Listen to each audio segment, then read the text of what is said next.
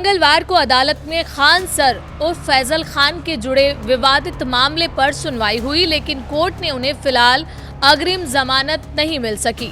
हालांकि अदालत ने उनकी गिरफ्तारी पर लगी अंतरिम रोक को बरकरार रखते हुए मामले की अगली सुनवाई 3 जुलाई तय की है। अब इस मामले में खान सर की अग्रिम जमानत याचिका पर सुनवाई 3 जुलाई को होगी। आइए आसान भाषा में समझते हैं कि अदालत में क्या हुआ और आगे क्या हो सकता है। नमस्कार, मैं हूं वंदना त्यागी और आप देख रहे हैं न्यूज़ 18 राजस्थान का डिजिटल चैनल। खान सर ने गिरफ्तारी से बचने के लिए अदालत में अग्रिम जमानत की याचिका दाखिल की है। मंगलवार को इस याचिका पर सुनवाई हुई, लेकिन अदालत ने तुरंत कोई अंतिम फैसला नहीं दिया। कोर्ट ने मामले की अगली सुनवाई 3 जुलाई तय की है।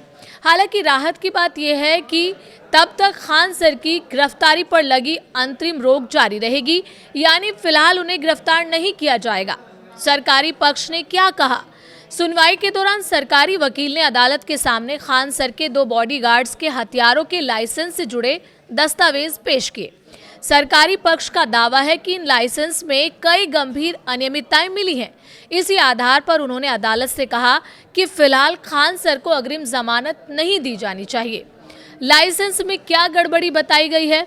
सरकारी वकील के मुताबिक दोनों बॉडीगार्ड्स के लाइसेंस अलग अलग तरह के थे।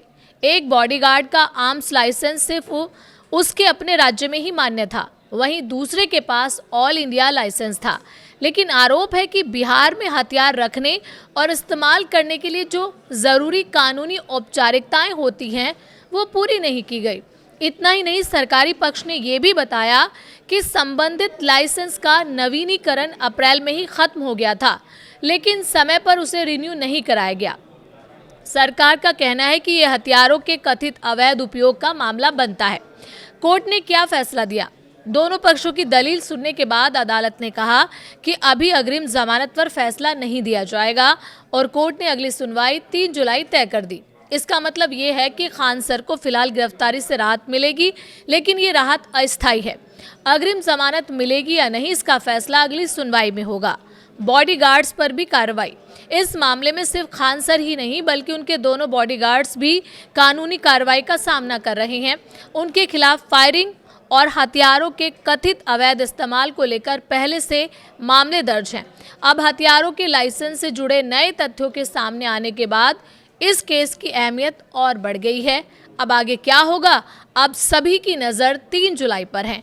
उसी दिन अदालत खान सर की अग्रिम जमानत याचिका पर आगे की सुनवाई करेगी और ये तय हो सकता है कि उन्हें नियमित राहत मिलेगी या नहीं।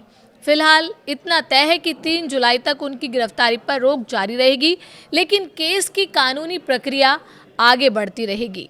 तो फिलहाल इस मामले में खान सर को अस्थायी राहत जरूर मिली है, लेकिन कानूनी लड़ाई अभी खत्म नहीं हुई है।